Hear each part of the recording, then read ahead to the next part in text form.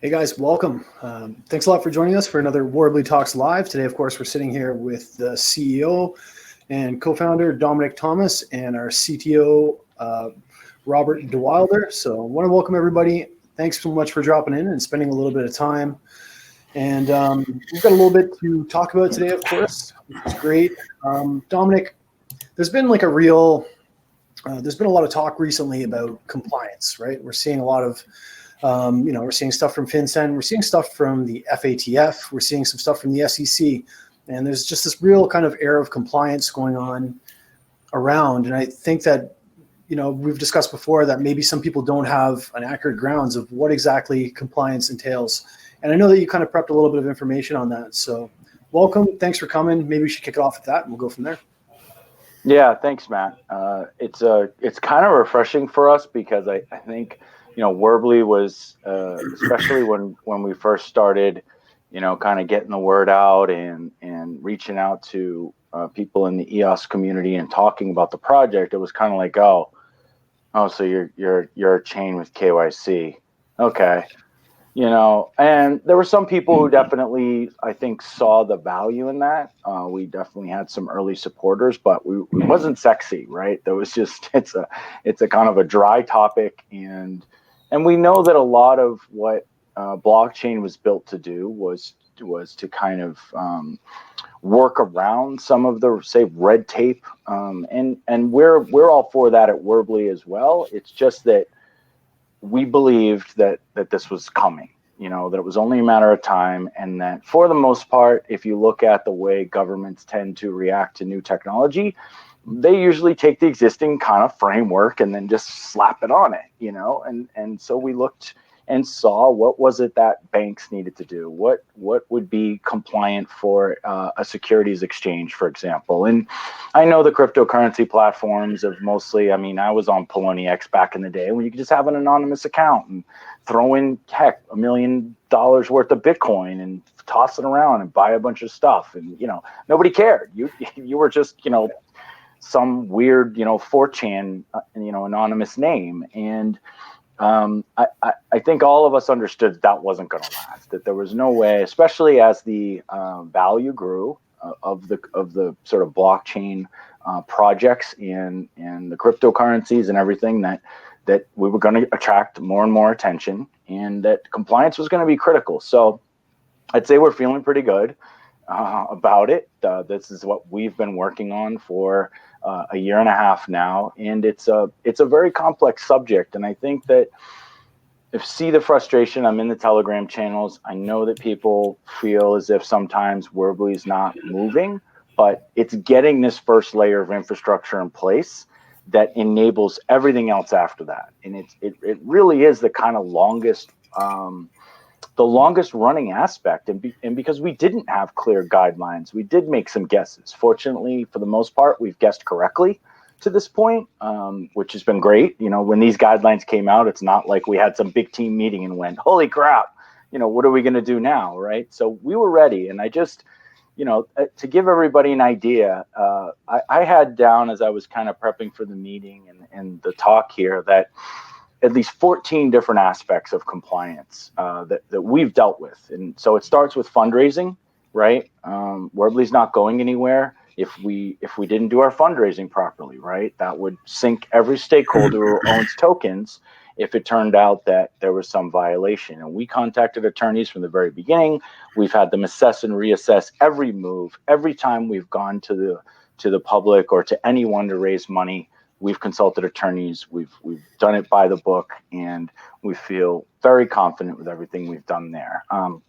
Your corporate structure, this is difficult for a project like ours, where we wanted to start off, say, kind of private and centralized in order to get these things in place, and then move towards the decentralization process. There's not at least in the United States or anywhere else in the world that I'm aware of, a corporate structure for starting a decentralized network, right? Say a temporary DAC or something, right? There's just nothing like that. And so, we formed an LLC in the United States so we could take in any money raised and we could process it properly, pay our taxes, et cetera, et cetera. And then we formed the Singapore Foundation, which again, seems like a straightforward decision. Okay, you form a company, but it took us almost 5 months with consultants to form that foundation. It cost tens of thousands of dollars and a lot of man hours just to make sure that all of the corporate documents for the foundation said the right things, to work with the Singapore authorities. We were very straightforward with what we were doing. We didn't hide anything. They know exactly what we are, and they've signed off on all of it. And to get a bank account, which is also a challenge for any of you who have been a part of a blockchain project. Bank accounts are still a problem, something we hope to solve. Then it comes to things like due diligence for everybody who's working on the project. We do background checks and reference checks, and we need to make sure that there's nobody in the project that's not trustworthy, that has ever been convicted of financial crimes or anything like that. The block producers, same thing. The block producers need to go through a corporate AML KYC process, beneficial ownership. It's laborious, it's manual. It's something that we're still in the process of finalizing with all of the block producers we have, but it's part of the total compliance approach that we're taking. Vendors, people we work with, anybody involved in the partner, strategic partners, anyone that we bring in has to go through a due diligence process. The governance model, that's something that we've been working on now for, since last fall. So almost a year to build a governance model that will protect the compliance infrastructure, but still allow for flexibility so that as changes occur, when we turn the network over, the stakeholders will be able to hopefully adapt to these changes and potentially bring in new rules or processes, so we need a robust governance model. But on top of that, our governance model has to pass legal muster. It has to be something that whatever rulings are made, say on chain or in the network, need to also be the type of things that would stand up in court, right? We follow due process and things like that. Customer service. Agents need to be properly checked out and gone through proper due diligence so they're trustworthy, especially anyone who's going to handle personal information or any other sensitive info. And we need to be mindful of the data privacy and security of all of that. So, Rob can speak to, hours and hours of discussions around how we're going to handle that. How's it going to evolve in the future to make it easier? How are we going to share information if needed? So there's a lot of stuff going on there. AML KYC, clearly, right? That's at the heart of it. All of the users have to go through this. And we have to have AML processes. Now, we've learned that the AML processes really need to occur at the application layer. So long as we meet certain requirements for WORBLI users, when say WORBLI's passed from peer-to-peer from one user to another, it's not necessary to have AML per se and track all of that stuff, but it's whenever somebody basically enters the system with fiat or another currency like Bitcoin, and when people exit, that we need AML. But again, that was a lot of time and energy and talking with multiple attorneys and other compliance people to arrive at the strategy we need to take. And there again, we certainly don't want to leave any applications high and dry, although we may not be directly responsible as WORBLI stakeholders if an app doesn't follow some of its own, some of the rules it needs to for its business. We still don't want that for WORBLI, right? That would be bad press. That would hurt the brand. That could bring a lot of regulatory oversight and cause a lot of challenges. So it's something that we at least want to be able to provide guidelines to apps. We're working on securing vendors and potentially exploring some technological products that we might be able to eventually develop and make available kind of network-wide that applications can use. Then there's just the general technology infrastructure of the network, of course, the portal, and that's something that Rob's going to get into, and the integrations we've needed to do with the third-party provider and on Fido, and how all of that works, making sure it's effective and fast, and we're not flagging the wrong people, and that people are also getting through in a reasonable amount of time. Then there's GDPR. It's still another part of something that we have to work with and think about as far as the chain goes. So it's a lot of stuff, and I have security. Again, if users are not protected, which is what compliance is ultimately about, right? It's about preventing users from, experiencing fraud or preventing fraudulent transactions, fraudulent businesses, fraudulent fundraising, whatever.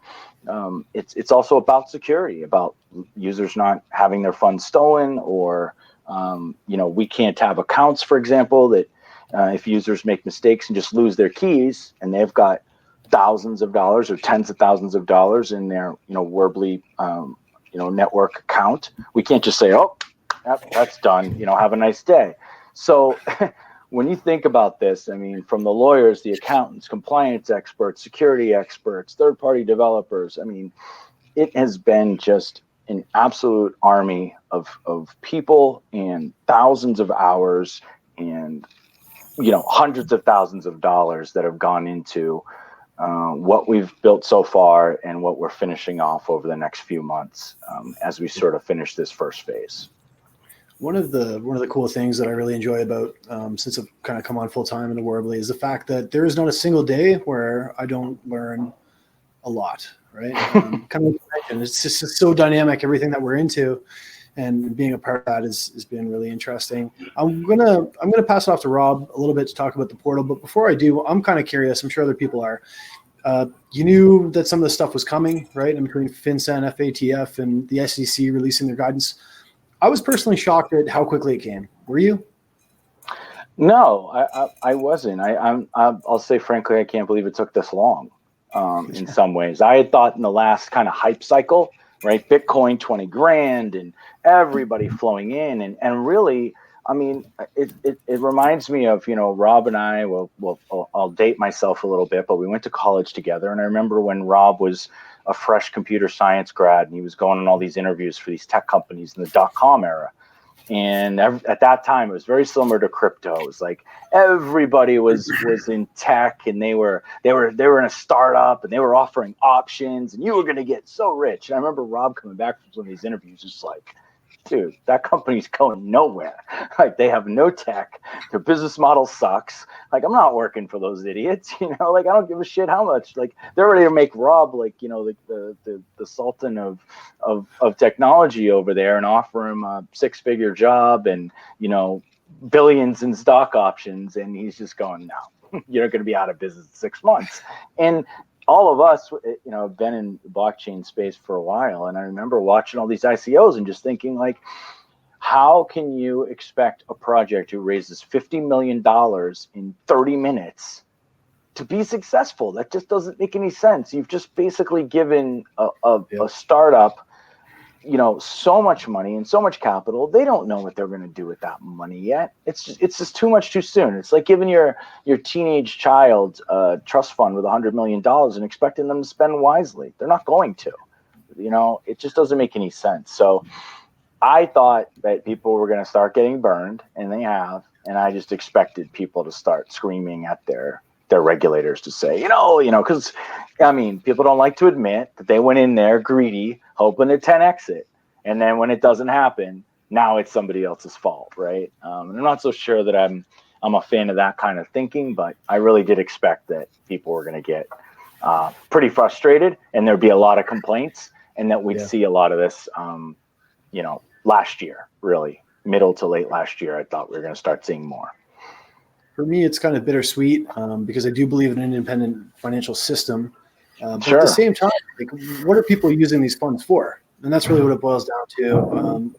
Of course, there's definitely government isn't always transparent with their intentions, but but some of the time, some of these systems are being used to move money around for people who do some pretty terrible things. So, as I said, it's been, I mean, the fact that the project is where it is and the call on that, was kind of, is validating, but at the same time, I know we're all kind of decentralists at heart. I know you were, I know definitely is. So, I think as well, kind of like you alluded to, a lot of the times there's a lot of work that happens behind the scenes, and kind of getting a little bit more involved with WORBLI, I'm starting to see that. And what I'm talking about in particular is something that I've really kind of enjoyed participating in recently, and some of the upgrades that we've made to the portal. I think a lot of people think it's just you open a portal, it's a KYC thing, you click the button, and you're good to go. But I wouldn't personally say that's accurate. I think we've done a lot in the last little while with the portal upgrade. I'm gonna let Rob talk about that. Definitely stepping up our customer service. I think that even behind the scenes things, I think they're really, really important. Rob, what's been going on with WORBLI? What's been going on with the technology side? And what's kind of the latest with everything you've been working on?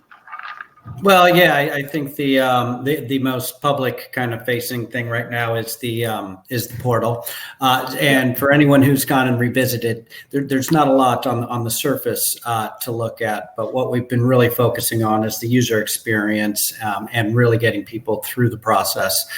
So, not to get too technical, but the previous incarnation of the portal was using a canned solution from our KYC provider. That unfortunately that didn't provide us enough hooks into the process, and it was fairly error prone, especially since we decided to kind of be launch globally.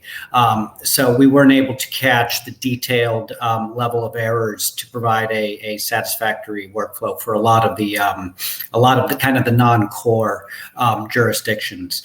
So what we had to do was rewrite the entire workflow using their native APIs. So we'd have a much lower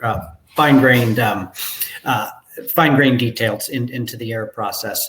So first of all, we could automate them better. We could massage the data a little more. A lot of the issues was just maybe bad quality of pictures, stuff that could be automated and cleaned up before upload.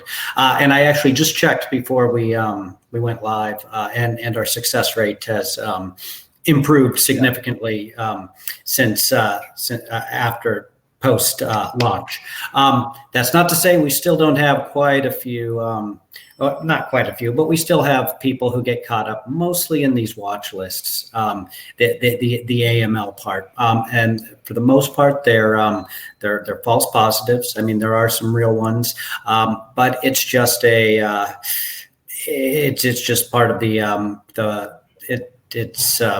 it's structural. If we're going to try to fit into the regulatory framework, we have to kind of go through this pain. And that said, most of our work, unfortunately, is satisfying the bureaucracy. So a lot of reporting requirements, stuff that really on the surface doesn't seem to push the product forward. But as Domenic said, hopefully the expectation is this is all going to pay off, because I know everyone in blockchain wants to create their own separate parallel world, but the reality is we're operating within the current the world. So all we can do is maybe make a cocoon where we can kind of mute the impact that the real world has. So yes, so smoothing out the process, another big part that the civilians, I guess, aren't going to see is we have an admin portal for our support staff. So one of the things is, since I think everyone should be aware if they're not, we're dealing with some fairly sensitive information, right? So, stuff that people, if they wanted to do kind of identity theft or something, could do. So we're extremely cognizant of that. And we've been extremely protective over this data. That presented a challenge for support. But without really tight controls on who could access that data and stuff, there was really only a single point of contact to be able to manipulate data, particularly for failures. So we finally built out a secure administration platform that's accessible only by VPN, and all the documents are encrypted. And then our support staff have been going through background checks. So we finally got that framework up where we've got eyes on these these failed checks, and we're proactively now checking them. So our goal right now, we're aiming for 72-hour kind of turnaround if you've kind of fallen out of the happy path. The happy path is a few minutes, but if you do get a failure, we're looking to get that resolved within 72 hours, and then shortly thereafter, we want to get that down to 24 hours, and then as short as possible. So that's the portal update, which again is launched and live. And also in the background, we've been working on helping our application partners, our first round of applications go live. We are very close to Tokenoro, which everyone has, I think, heard about by now, which should be going live in the next week or so, where we're literally setting up the production infrastructure right now and doing some final testing. So that's exciting. And then let's see, some other stuff is we are over the past month, I forget how long it's been since this last session we've had, we've gotten a lot of input from applications, and I think everyone's kind of, if we haven't made it clear, well, we'll say it now. Our main constituents are the applications. They're the ones that are going to be kind of bringing the value to the chain and stuff. So we've been listening to them. So one thing I've been working on is a framework to allow the concept of sub-accounts. We're still kind of working out the rules on how many child accounts that'll be allowed and whatnot. But the modifications to the system contract I'm making will allow the administrators of the chain some leverage on how to control that account, but we are implementing the concept where sub accounts will be able to be made. Also in the background with some of our other partners, we're working on our resource model. I know we've been talking about that for a while. We aren't ready to go into specific details now, but I'm hoping in the next week or so we can present kind of a roadmap of what we'd be building. But our previous incarnation was we were going to have a very straightforward RAM model. I think everyone's kind of seen it. It's really just staking. But that's a very conservative model. Essentially, in terms of WORBLI, it's fairly expensive. Now, the value of WORBLI, it's still a good deal. But again, it was a very simple economic model.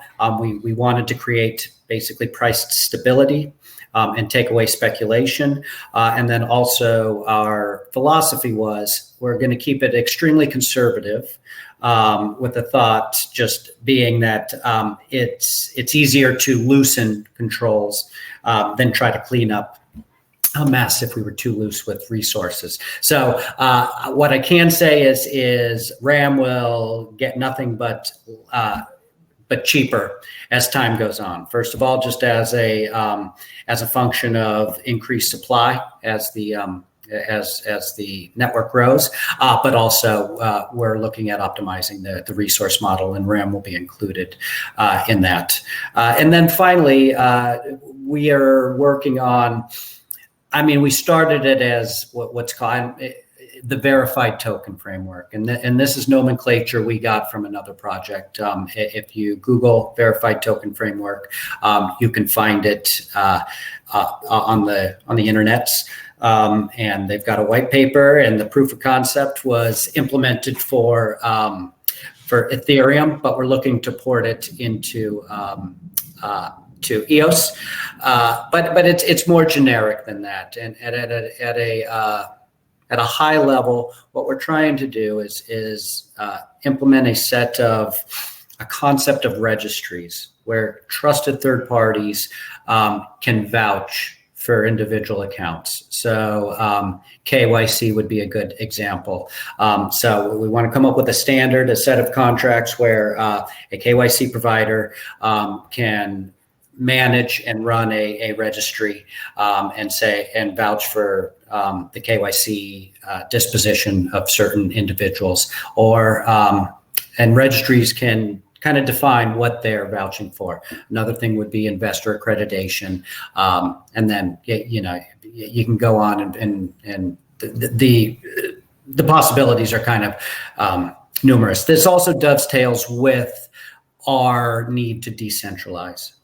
One of the things, and I guess we'll get into this maybe a little later, is where the next 4 months we're working to really decentralize the stuff. So one of the things is we've kind of collected a lot of state. That is the kind of the enemy of decentralization, right? So, and the fact that we're doing KYC and AML is great, but we've got centralized infrastructure to just support that process.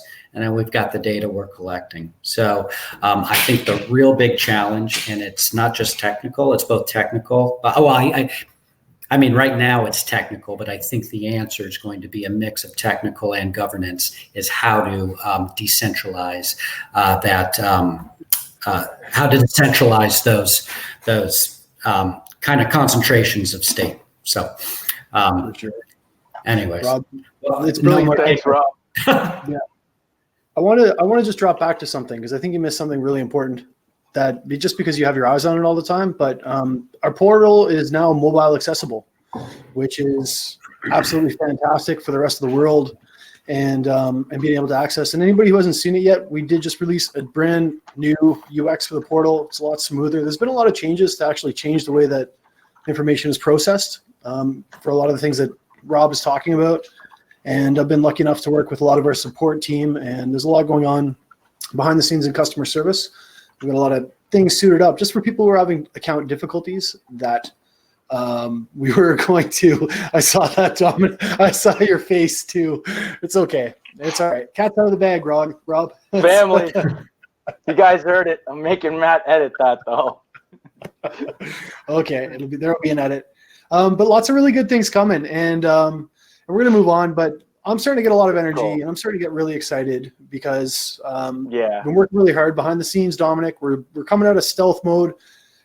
What are we, what are we going to be talking about, man? Like, we're starting to build some energy. We're talking about all kinds of stuff. Rob just gave you 3 or 4 of them, but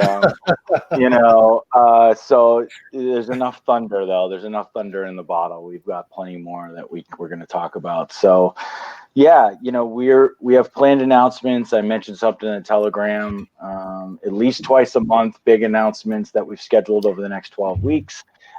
There's announcements in between now. I just looked at Sean's schedule. I mean, it's almost 3 or 4 a week.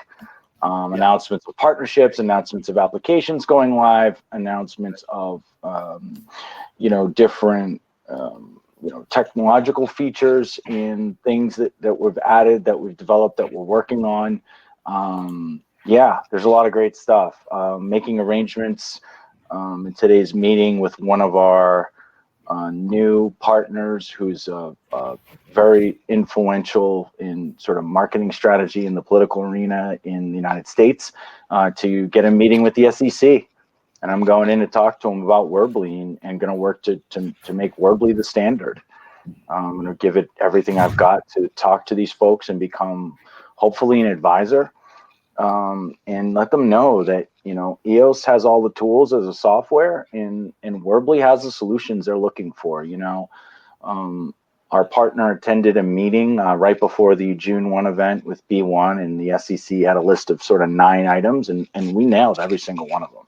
I could have gone in there and said, yep, this is how we're doing that, and that.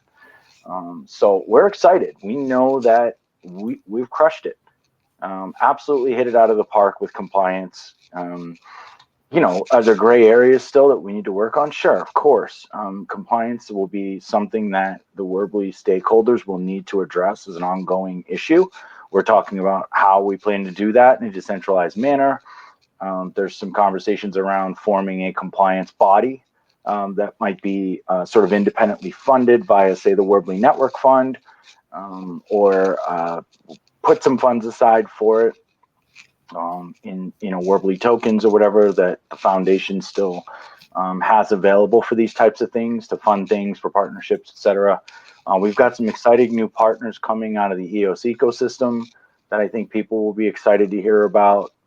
We've got software integrations, additional ones that are in development that are going to kind of interconnect us to other tools out there in the EOS ecosystem that we think will be great for application developers, that will be great for monitoring the network, and then there's network performance. We had expected that we would need the increased network optimization around transaction speeds and things like that. We're ready. We can deploy it at any time, but there were delays with some of the applications that would require that type of performance. And so it's not something we were going to force our block producers to do. They're all ready to do it. My understanding is it would only take probably a few weeks for them to really crank things up to another level. And then for the people who were really listening at the B1 event, which I attended, Dan and the crew have a version of WASM that they've developed specific to EOS. I guess cut out kind of a lot of the fat that's not relevant to an EOS blockchain, and just the current EOSIO software should be 6 times faster before the end of the year. So, EOS is doing its job, the community is doing its job, we're doing ours, and we expect to be this sort of infrastructure piece that's available for anybody. I mean, people, I hope, understand that even without IBC, it's not like an app on mainnet couldn't attach to an AML application on WORBLI. It's not like an app on mainnet couldn't use the Transledger payment gateway, for example, to process transactions and benefit from that. So there is exponential benefit from sister chains like WORBLI, and I think people have warmed up to that now too, to understand that we're not detracting from mainnet at all. We're simply another asset that's out there that's available for all of those applications and vice versa. And we're pushing the limits of the EOSIO software. There are channels for feedback with Block One. Anybody who's running a different sister chain, we get security patch updates and things like that. And so there's a dialogue that's ongoing behind the scenes too, where we're all looking to improve. We're giving Block One feedback. They want to hear from enterprise clients and what they're asking for. And so, we give them any of that information that, if there's anything at the software level that we think would help. So, this is a very exciting time for EOS, but I think it's the most exciting time for WORBLI. We almost couldn't have asked for better timing with all of these rulings, frankly, because we're just about to kind of, I think, really come out to the world here. So, the Descartes folks, OpenBRM, there's a group there that has the Descartes application for, the kind of in-game items, right? The NFTs, right? The non-fungible tokens. So that's a marketplace for that. It's a great application. They should be live, Rob. I mean, pretty soon here. I think they'll have their beta on our mainnet. I know they're on our test net. The Descartes guys. They're on BRM test right now, coming to mainnet soon. Yeah, they're testing. I'm not sure on the exact timing of the mainnet, but they're live on the test net right now, and and we've got applications coming, and much kind of like you mentioned as well, Dominic.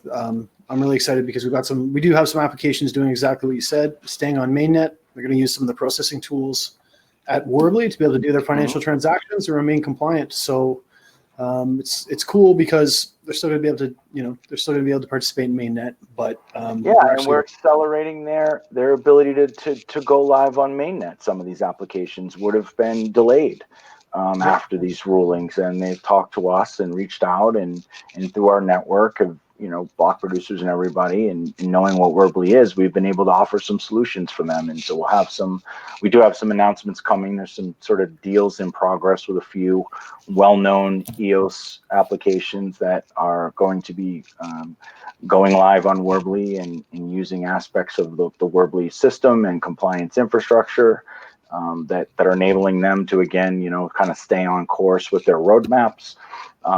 There's a few other deals that are finalizing right now that we'll be bringing ecosystem applications and trading platforms that are going to be working with various niches.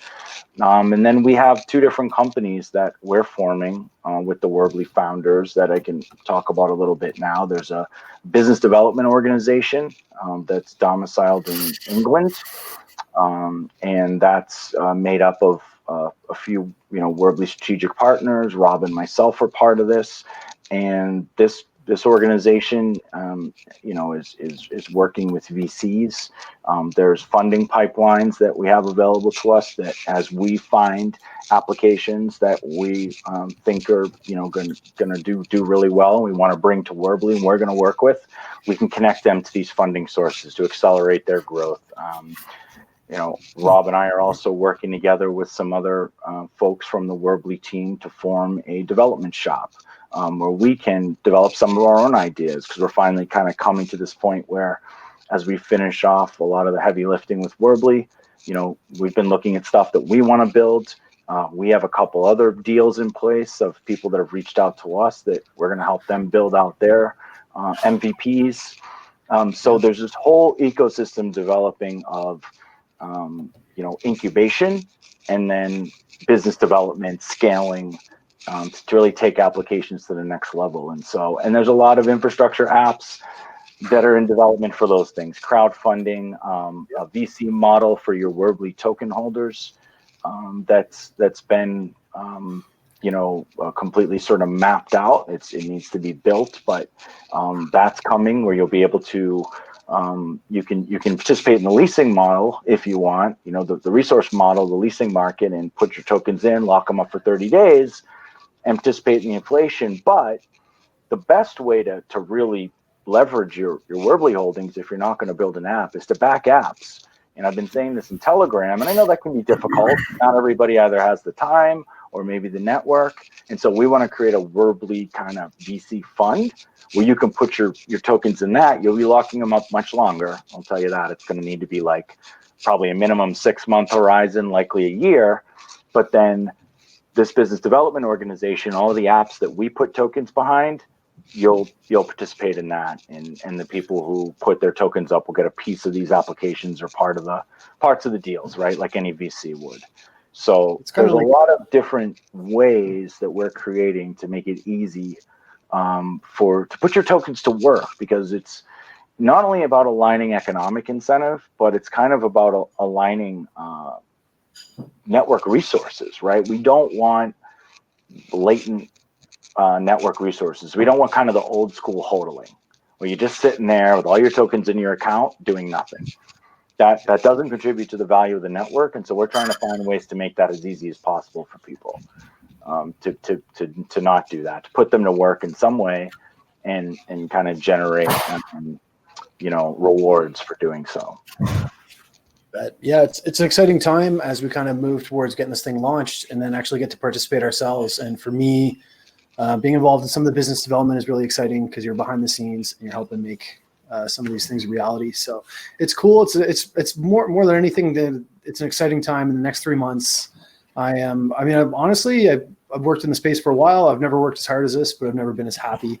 Rob, I want to ask you a little bit, since you talked a little bit about decentralization. Anybody who doesn't know Rob, Rob is one of the most intelligent tech guys I've ever met.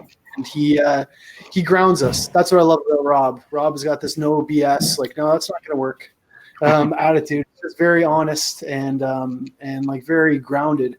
And I also know that you have a big passion for decentralization. You kind of talked about decentralizing the network a little bit. What are some of the things that are going to have to be considered as we move towards this kind of decentralized state that people might not normally think about? So WORBLI and specifically, or just kind of society? Well, WORBLI. Let's not go on the society one. Rob. Yeah, well, it's what I said. It's basically any of the state or the processes that manage states that we've incorporated. So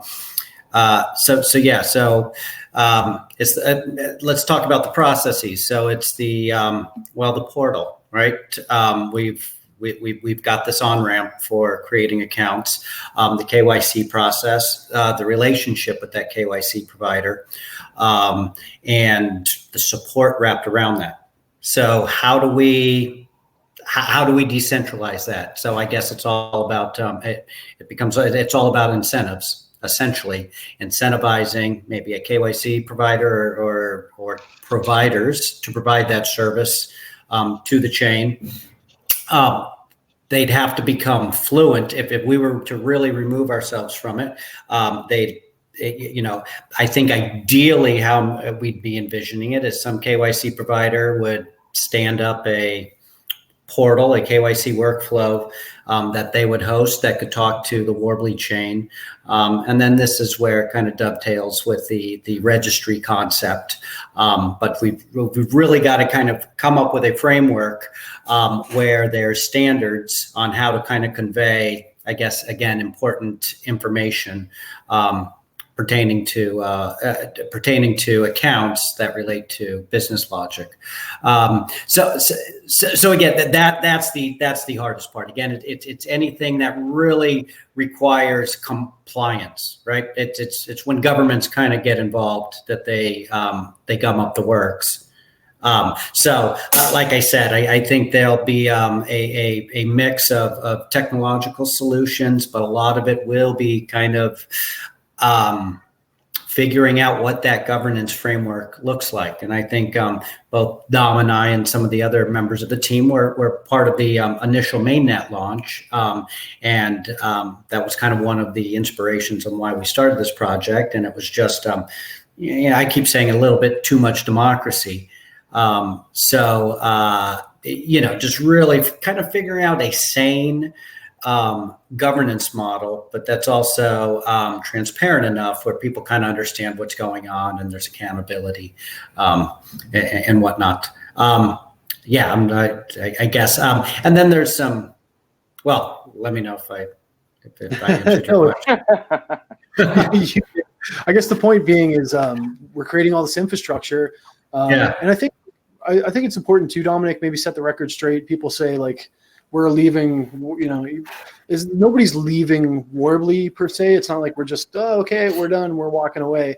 You know what I mean? Like there's a lot of companies being formed specifically to be able to create applications. Once we get WORBLI up, launched, it's going to be handed over to a group it's a transition to different roles. And it's, well, I mean, we can't keep doing it the way we're doing it exactly if it's going to be decentralized. That's not decentralized, right? We have to engage other people, and we have people who we've been speaking with and working with for a long time. And of course, the block producers will take a big lead in this initially, and we're working with a lot of them to talk about how to do this. Having EOS DAC as a block producer has been phenomenal because we see maybe the role of a few DACs in some of this. That's a great model that could solve some of these issues. How to support different things ongoing. And then it's a transition for us. I mean, remember, we're some of the biggest WORBLI stakeholders, so it's very much in our interest to keep generating value for the system. And maybe we haven't said this enough, but this is open for anyone. Anybody listening, anybody in the community, talk to your friends. Some whales or some people, like go for it. Put a business development organization together, approach the foundation, and ask for a license. If you're legit, you're going to get one. We're doing this in a licensed way. We're setting the examples.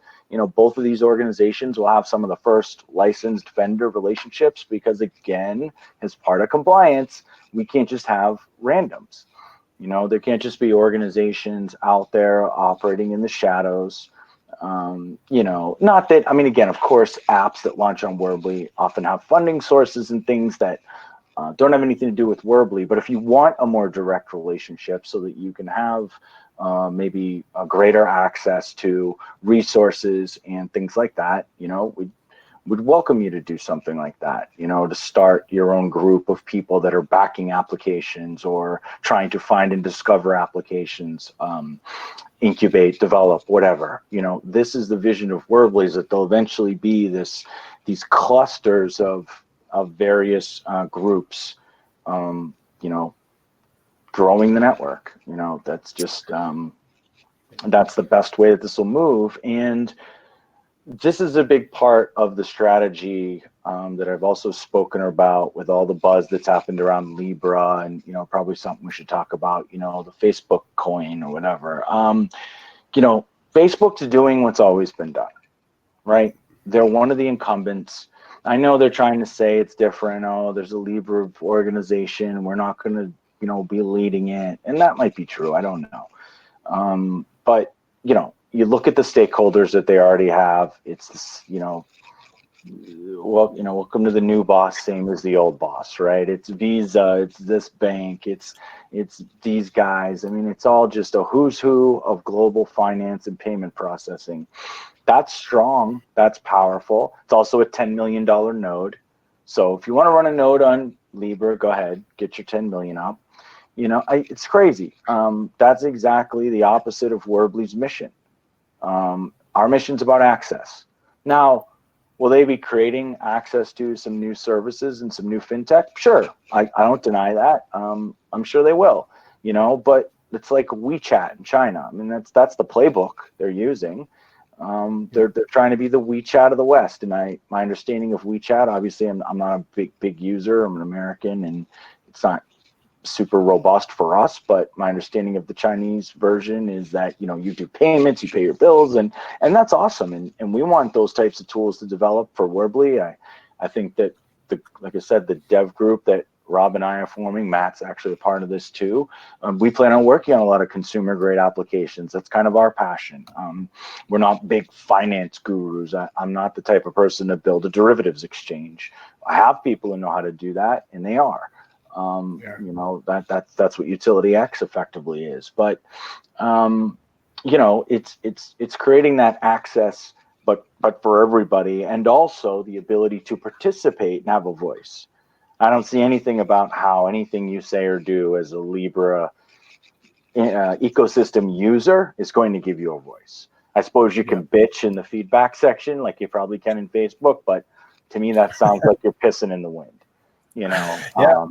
I don't think Zuckerberg's listening, and I don't think that the point of what they're doing is to do it differently. It's to take the technology and exploit it for value, straightforward. Hey, we're going to be able to do it faster, better, right? Maybe we can put the banks out of business. Maybe. Good luck. But I don't think that approach is the right approach either. I don't think it's about putting anybody out of business. I mean, are there some middlemen who maybe are extracting things without providing a lot of value in the system? Sure. They naturally fall off with any new technology. Just like what happened with the internet revolution, there were certain businesses that became obsoleted. That happens. That's tough for the people in those industries, but they tend to find, another way to get involved or engaged. But there is a mission here at WORBLI that underlies all of it, and that's our why. And it's that we believe that everybody deserves a shot. Simple. I could say it that way. Everybody deserves a shot. You deserve a chance to raise your financial station. You deserve the opportunity to participate in any financial instrument that anybody else can. This accredited investor stuff, like, give me a break. Because you've got a high net worth, you're smarter and better equipped to make your own decisions. That's ridiculous, So we want to have compliant crowdfunding that gets people the access to early stage investments, right? But again, not in a Wild West scenario where you may just be getting ripped off left and right. One of our beliefs is that environment is very challenging. And we can't expect everybody to have the education level, the experience, the access to information that maybe some of us with advanced college degrees in the West do, to know the difference between a scam ICO and a legitimate one. So having some controls that blockchain people like us create in a sane way, I think that's the best possible middle ground that we can come up with. I agree. I actually wanted to say something really quick about Libra. Then I was hoping Rob would maybe talk to people about what the requirements are to actually build an app, because I think that that's important too. But before I did that, Libra, I'm personally a fan of it because when I was brought into blockchain, it opened my eyes. It was a bit of a wormhole. You come into blockchain and you start kind of questioning the value of money. And it's just like all of a sudden now we've got billions of people who are now able to interact in cryptocurrency, and maybe they look at the origins of Bitcoin and they get dragged down these holes. And interestingly, for example, Facebook hasn't said what they are doing with the data of all these transactions, which I find very interesting. They've refused to comment. Yeah. You know what I mean? Right. And I think that's one of the things that you've kind of talked about before, right? Yeah. Owning your data, being able to monetize your data, again, things that I know that I'm personally passionate about, that I want to work on. And again, whether it's something that we can build with our team or someone else is building that we can partner with, I absolutely think it's critical that WORBLI over time has a robust data marketplace where you can decide whether your data is going to be, sort of utilized, sold, monitored, whatever, and that we can also learn from too collectively. I'm a big fan of the sort of biohacking, that's developed in the last 10 or 15 years, right? From wearables to I track my sleep, I track my eating, I track my exercise. I like objective data because I know that I'm a biased being just by being human. What I think I did and what I actually did yesterday often aren't the same thing. And so with finances, I'd love to see that same type of information available. I'd love to have an application that tracked all my transactions and could give me deep insights into my spending habits and where I could save money, or where I might be able to invest, because that's another thing that's very difficult. If we could develop some transparent and kind of open sourced AI tools that would monitor and help optimize your investments, with the risk assessment of what you feel comfortable with, I think that would be amazing. That's something that I'd love to be a part of building too. And kind of one of the ideas that I've had is the sort of, what's the app I'm spacing out that I have on my phone, that Mint. From Quicken, right? That does the bill pay and different things like that, tracks all my spending. It would be amazing if we had something that was crawling the WORBLI network that had objective, transparent, so we know it was accurate information about the performance of all the investments on the WORBLI network, and then could give you advice. Say, hey, based on your risk profile, we think your money should be here, and you should allocate 20% to this, 30% to that, and 50% to that. And that's going to get you to your goal of an 8% return and the $100,000 you need for the down payment on your next home, or whatever your goals are, right? So data is critical. That's a difficult one. We have some ideas and some sort of far longer term things we're working on, but we think there's definitely going to be a lot of innovation here, and we want to be at the forefront of that as well. Yeah, you bet. But it's about you owning it. You own it. It's not going to be Dom and Rob behind their master computers knowing every dollar you spend, or anybody else for that matter, and flashing advertisements for friggin' pyramid schemes or whatever in front of your daily feed. That's just garbage. It's well said. To me.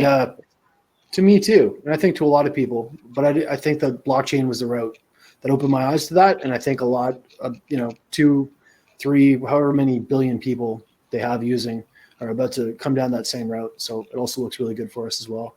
Yeah. Rob, my friend, I wanted to ask you, because people are wondering. I get asked this question all the time. Like, what do I need to do to build an application on WORBLI? Like, what's the process? So what's kind of like the Cole's notes on what somebody might have to do if they have something in the back of their mind, they want to connect, they want to get some information? What does that process look like? Okay, so this really isn't technical, I guess, because technically it's the same as any of the WORBLI, any of the EOS-based chains. We do have some rules. So the KYC, largely the how the resources are priced, essentially. The interaction is the same, and then the account creation restrictions. So going through KYC and the child accounts. As far as bootstrapping our process, that's a good idea. First of all, we have our biz dev group. So I think a lot of people been going through Telegram. It's been kind of an insular group so far. We've got it's been the normal kind of crypto channels, and then we do have our main website where people can just ping us via. We've got a support link. Those are probably the best way. Go to if you've got a contact, just shoot any one of the WORBLI contacts an email, or go to our contact us on our website, and then someone from the biz dev group will reach you. And then part of again, as part of our kind of next few months stuff, we'll also be expanding that process to provide kind of probably more points of entry into the ecosystem. But again, they'll all funnel to Domenic. What were you calling the entities, the licensees, or Yeah, so it'll flow through the business development organization for the time being, and then as we move through this decentralization process, there will be some more say decentralized routes, meaning you've just got an app and you want to go live. You're just going to need to create a corporate account for your business, and then go into the economy, the resource model, and purchase stake whatever you need, buy RAM, whatever resources you need, and then there'll likely just be a fairly quick review to just ensure that whatever your application is meant to do, what are the compliance requirements for it. So let's say, for example, it's an accounting tool that just helps you calculate your taxes for crypto conversions, right? That's fine. We're going to take a look. Are you storing any data? Are you doing anything like that on your users? If you're not, no big deal.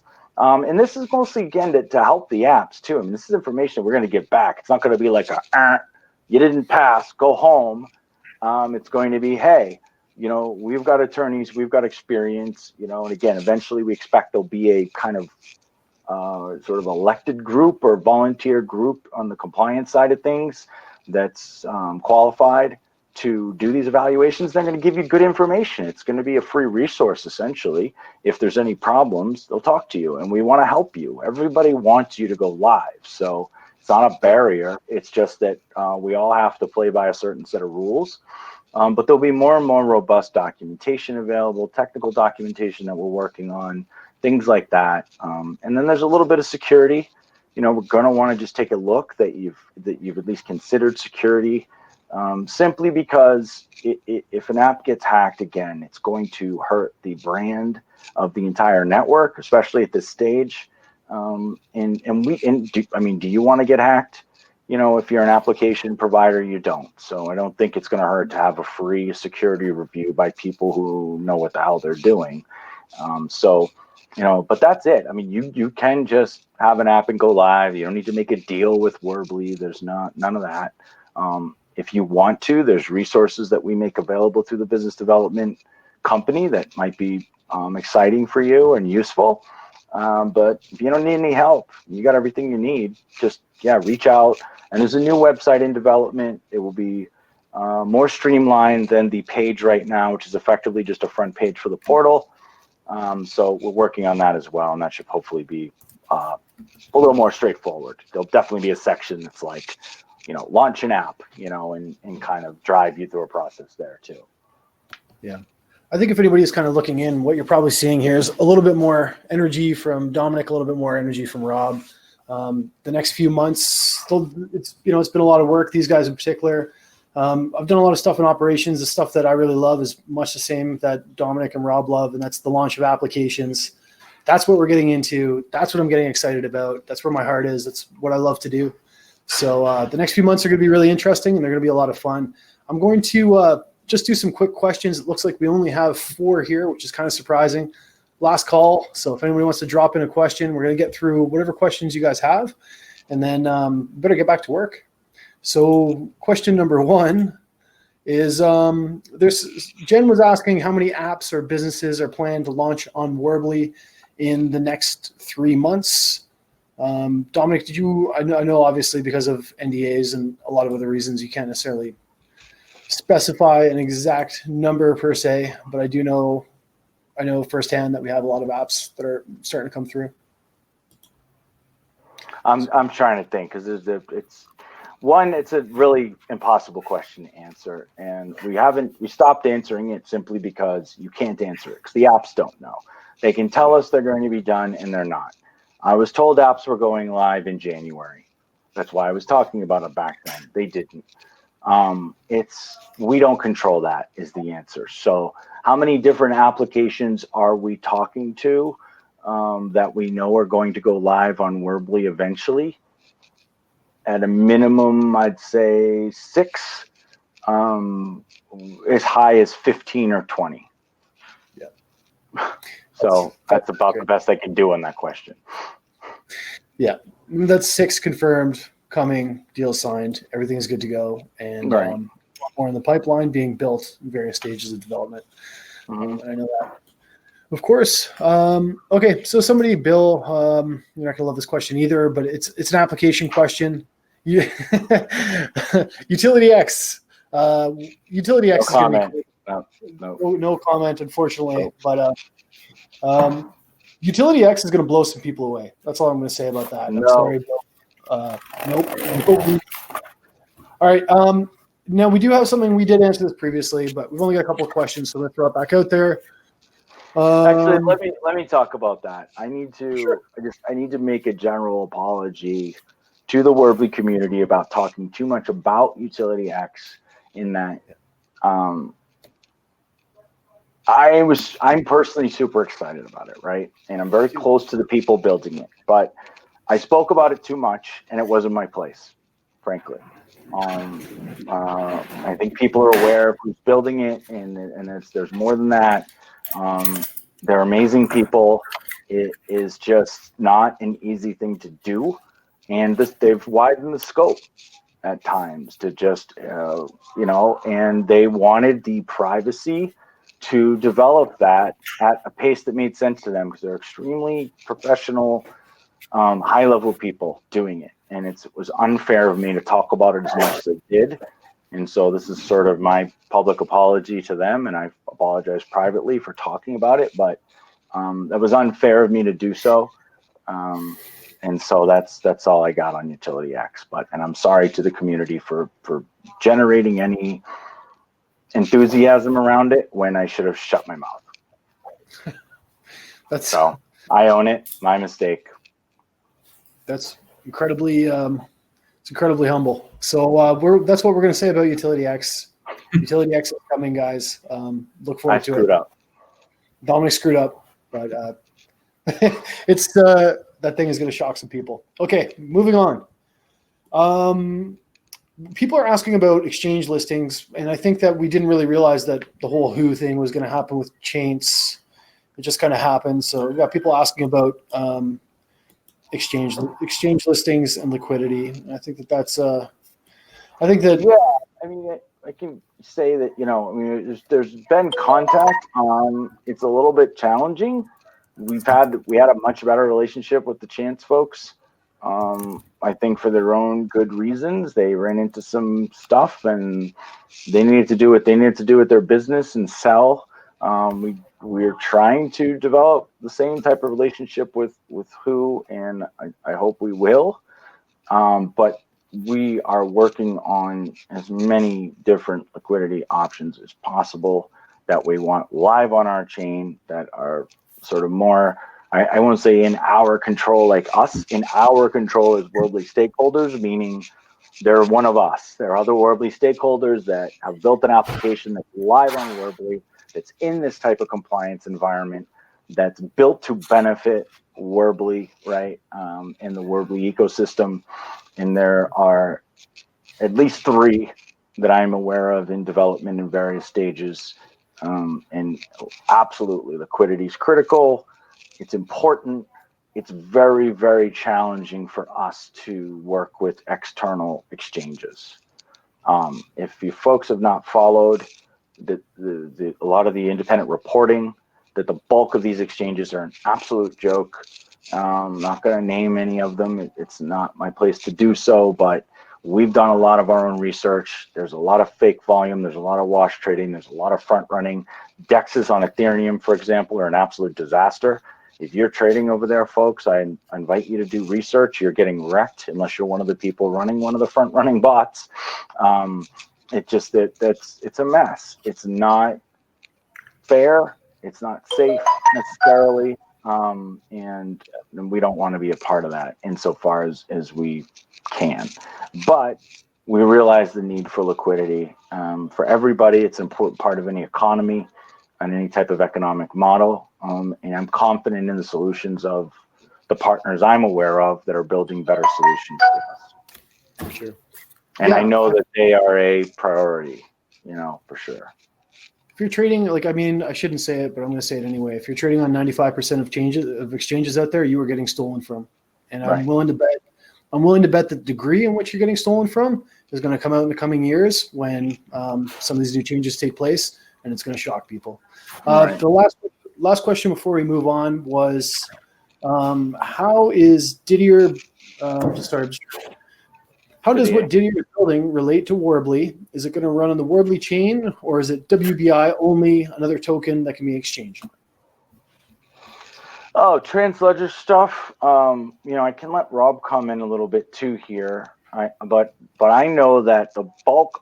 So let's say the way I see it, WORBLI is like the home base of what they're building. But of course, they have an interblockchain technology that's around value transfer at this stage. The ability to move WORBLI to Telos to WORBLI, Telos to EOS, EOS to WORBLI, right? Amongst the EOS chains, the ability to bring Bitcoin to WORBLI, Stellar to WORBLI. My understanding is all of those currencies, the other cryptos outside of the EOS ecosystem, those are mostly only going to be available on WORBLI or maybe exclusively to WORBLI, I believe. But the ability to move tokens to EOS chains and in and out of EOS chains, again, like EOS to mainnet and mainnet to WORBLI to EOS mainnet and mainnet back to WORBLI, that'll be out there. Yeah. And so I guess in some way you could say it's running on multiple chains there, but Transledger is one of our main partners. We work with them all the time. Rob and I have a standing meeting once a week with Didier and the guys at Transledger. So we're very excited about a lot of the things they're building, and they're running into delays at times. I think Didier's been public about that, but it is a good opportunity for a little plug for this demo that they want to be running. I want to thank the folks in the community that participated, helping them acquire these testnet coins. As trivial as that sounds, Didier kind of being a software developer in a meeting with him, I kept saying, like, what can we do to help? Like I always do, because I'm always trying to do anything we can to move apps along. And he mentioned this problem with testing. And I said, oh, well, why don't we just ask the community about it, And so there'll be a little more information on that. I think they've already got a lot of these kind of testnet currencies, but again, it's not like EOS, right? Like WORBLI runs a testnet. If they want to generate, hundreds of millions of WBI to test transactions, they can do that really easily on the testnet.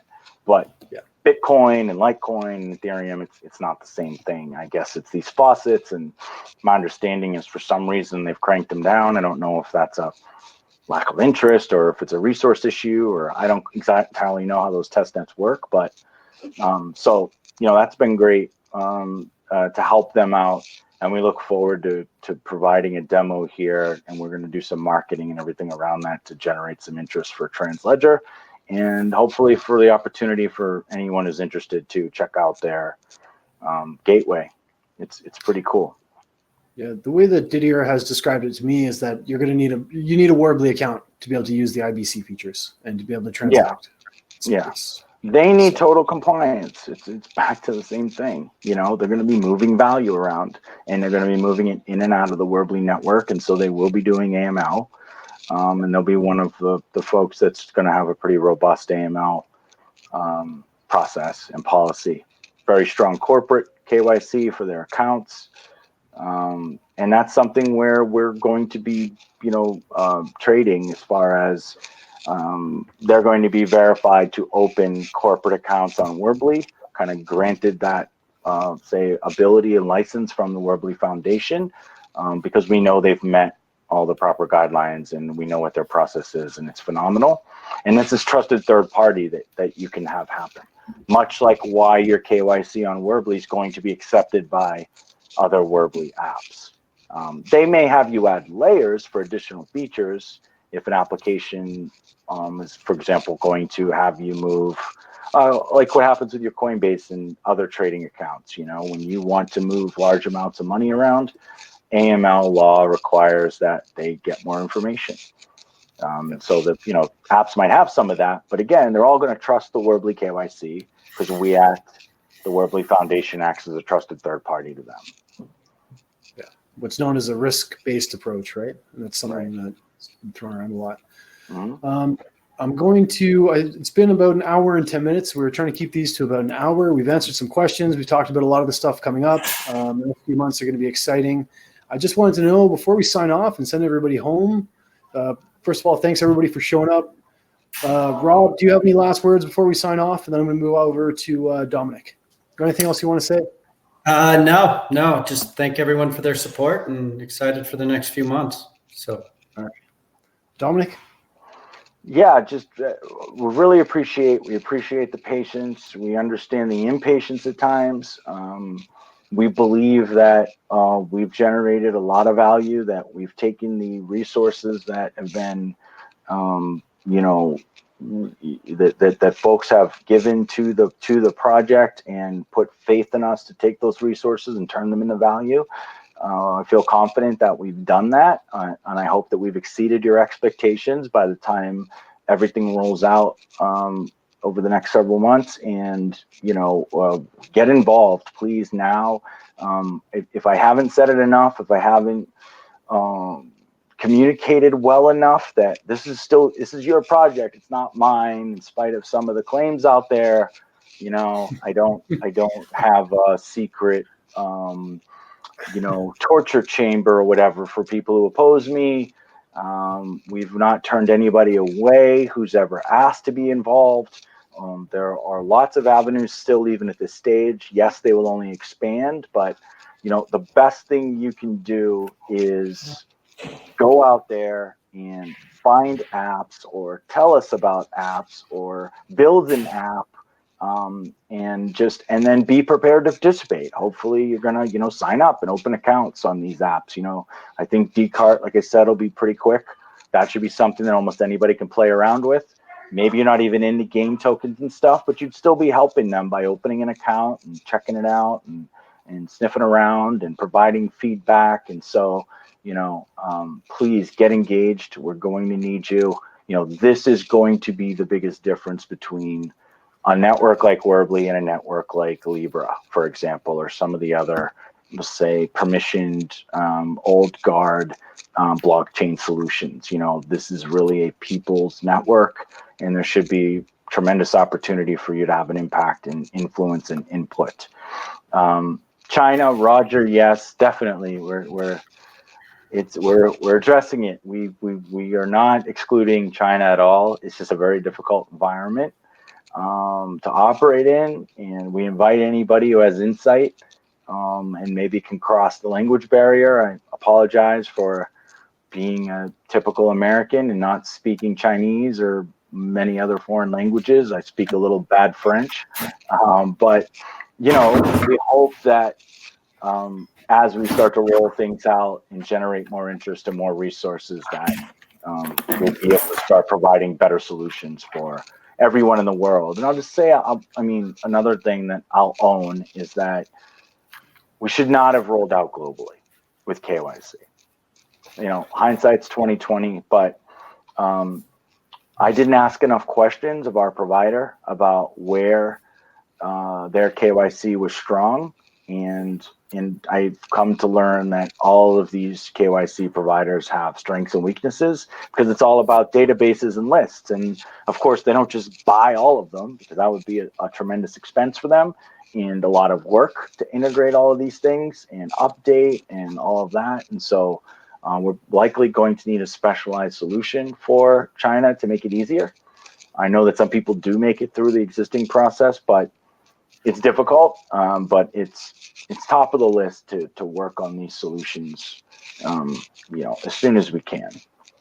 I will say with the new KYC layout that it's been significantly better. Passes actually in China and India, I've noticed, have been climbing rapidly.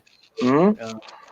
And it's much improved. It's much improved. We can't say enough about the portal and the work that Rob and the guys have done. I mean, it was, again, harder than it looks. And it's the problem with a lot of what we're building right now. It's this basic bullshit. It's like, do you know what the foundation of your house is or the building you live in?